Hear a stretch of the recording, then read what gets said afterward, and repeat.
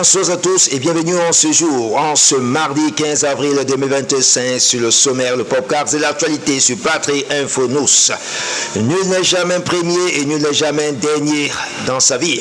Et à chacun son jour de gloire et à chacun son jour de briller.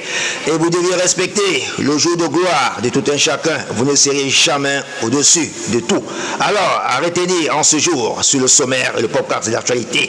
Jeunes Africains, soyez toujours enthousiasmés et soyez toujours focus sur vos objectifs à atteindre. La vie, c'est devant et soyez objectifs et enthousiasmés.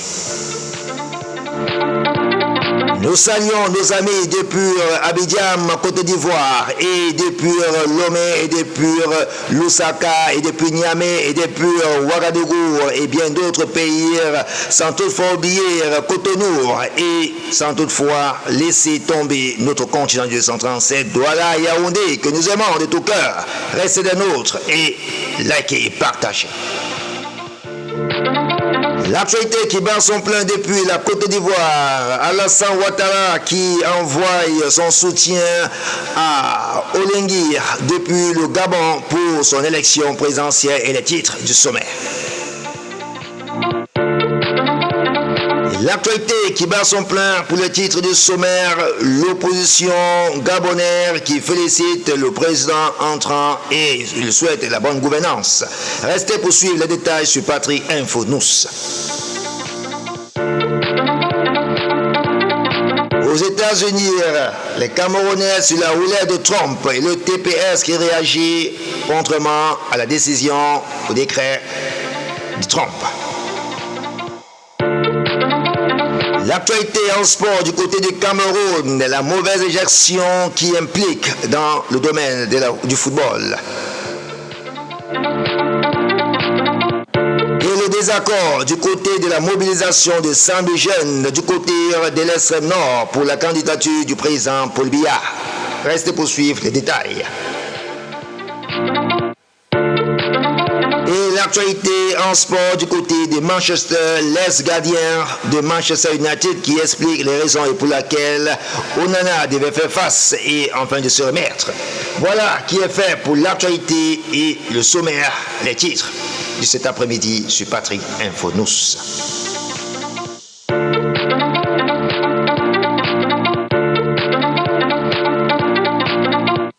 Merci encore de renouveler notre confiance vers vous et vous abonnez bien sur le sommet, le podcast de l'actualité sur Patrie Info News et l'actualité au cœur du monde. L'actualité qui bat son plein du côté de la Côte d'Ivoire. Le président ivoirien Alassane Ouattara a félicité Brice Oligui Nguema, vainqueur à la présidentielle du 12 avril au Gabon. J'adresse mes félicitations et mes vœux de succès du président élu au Gabon, Brice Clotaire Oligui Nguema, et je me réjouis de poursuivre avec lui les rafissements des excellentes relations d'amitié et de coopération entre nos deux pays. C'est réjouir le dirigeant ivoirien sur le réseau social X. Allez lire dans les détails sur notre page Facebook et restez des nôtres sur Patrie Info News. L'actualité qui bat son plein, élection présidentielle du côté du Gabon. Sans contester la victoire du président de la transition, Alain-Claude Bilir Bizé a souhaité bonne chance au vainqueur de la présidentielle de 2025 au Gabon.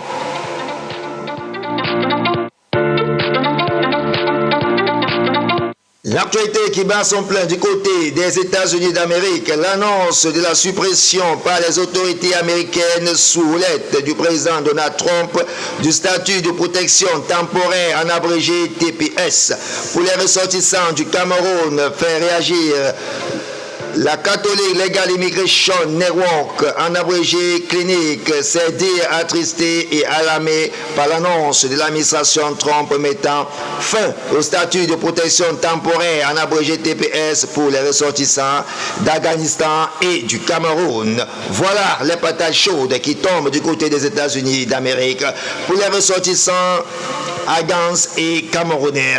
De ce côté, allez lire dans les détails sur notre page Facebook et dans les informations et restez des nôtres.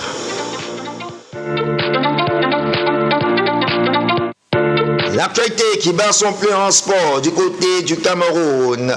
appelé continent 237. Nombreux sont des observateurs de notre landéno sportif qui accusent la mauvaise gestion de la Fédération camerounaise de football, en abrégé FECAFOOT, comme principalement cause de ce retrait du club. Dans une lettre hier, indique le président du comité d'organisation de Bamboutos de Bouddha a adressé une lettre au président de la Fédération camerounaise de football, en abrégé FECAFOOT, pour annoncer le retrait de son club du championnat d'élite. Nous sommes au regret de vous notifier par la présence notre ferme décision de nous retirer du championnat MTN Elite One organisé par la fédération dont vous, Samuel et ton fils, assumez la magistère au cours de l'année 2024-2025. Cette décision est la conséquence de nombreux griefs qui nous a été particulièrement préjudiciable au point d'ébranler totalement notre motivation, peut-on lire dans un courrier adressé à Samuel. Allez lire dans le détail la lettre ouverte à Samuel et ton fils par le président du Bamboutos du football. L'actualité qui bat son plein du côté du continent du 237 toujours. Mobilisation de 100 000 jeunes derrière Paul Biya. L'initiative visant à mobiliser au cours d'une manifestation 100 000 jeunes unis derrière le président Paul Biya en 2025 pour soutenir sa candidature en 2025 n'est pas appréciée.